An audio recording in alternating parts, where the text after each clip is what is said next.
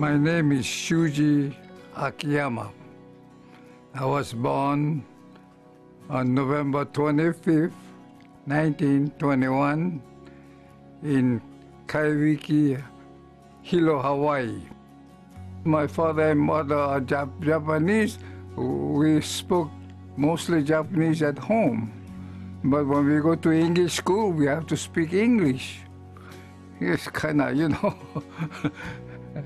to make things worse, because after English school, we had to go to Japanese school. Soon after I graduated from Hilo High School, I went to Honolulu. And I worked in a cannery at that time to earn our tuition, because my parents never gave me 1 cent to go to college. It was sad because December 7, 1941 happened when we were in school. December 7, they had that Pearl Harbor attack, so, they had some artillery shell that was flying into town, and that started fire a couple of places. They were going to ask for volunteers who wanted to join the army. So at that point, there were I think 10,000 volunteers from Hawaii. And in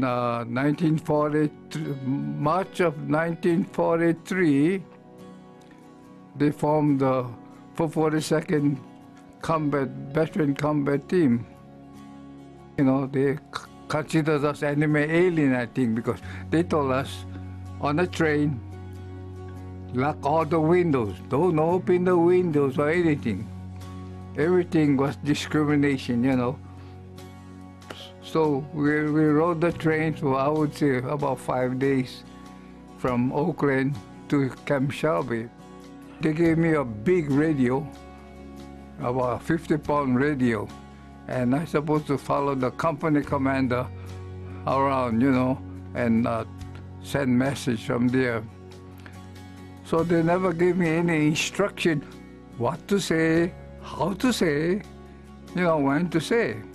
Somebody gets hurt, you say, itai or something like that, So it was kind of funny because here we're supposed to be American troop, and I use in Japanese and English and Pidgin English and Hawaiian language, and lucky thing we won the battle anyway.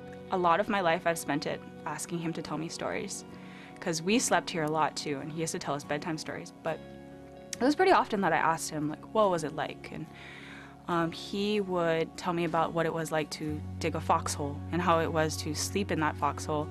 It was freezing. He would take off his boots, and then the boots wouldn't fit in the morning because they had shrank. And he talked about how miserable it was. And I once asked him, Grandpa, would you re-enroll? Would you go again? He was like, no, I was one dumbass. And so it's kind of funny. He says all these things, and he talks about how hard it was, but I know it's he gets an immense amount of pride from it, for being part of that group, the most decorated group, I think, in the history of the United States Army. And I don't think that is something he would truly take away from his life story.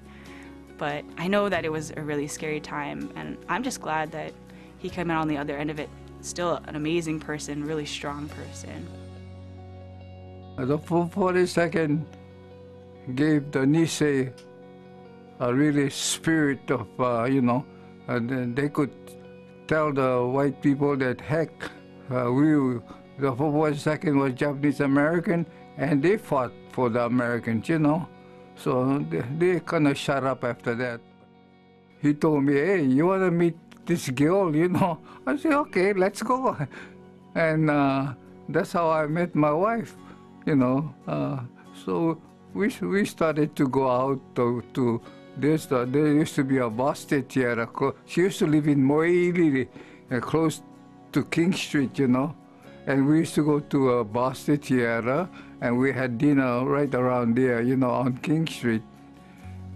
And she used to live close by, so it was easy. we got to, although we had to catch the bus if we wanted to go any place. She worked really hard, and she even went to work nighttime at the university. To pick her up nighttime, about 9, 10 o'clock at night sometimes. But she loved her work, and it's too bad that after she retired at 65, 5 years later, she contracted Alzheimer's, and she's had that Alzheimer's all these years. She really had a hard time with her Alzheimer's. She realized that she was forgetting, and she was a very competent woman. So that was a struggle for her. And she used to say all the time, "Oh, Grandpa, I'm stupid. I'm so sorry. You know, I forget everything. I'm really stupid." She would always say that. And he would always reassure her, "No, Grandma, you're not. No, you don't forget. It's okay. It's okay." But this particular time, he said to her, "No, Grandma, you know, they said, till death do us part, and in sickness and in health." She couldn't remember a single thing. She couldn't remember what she ate that day, or who we are, and even who he is to her, you know. And it's sad, but at the same time, it just shows the love that he has for her. Had a monthly meeting at the nursing home at Halemalama for my grandma. And I remember the nurse manager there asking him a question, and what he said in response to that was that Grandma really took care of him, and so now it's his turn to take care of her. Congress passed a law giving us the congressional medal, and Katie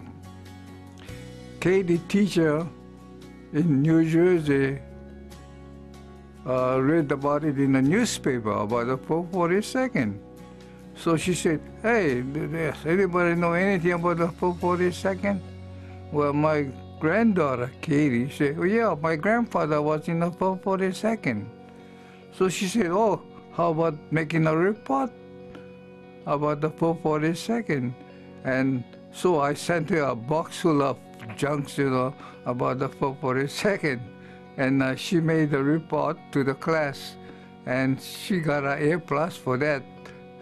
The Congressional Medal is given to only a few outfits in the whole history of the United States. And we were surprised because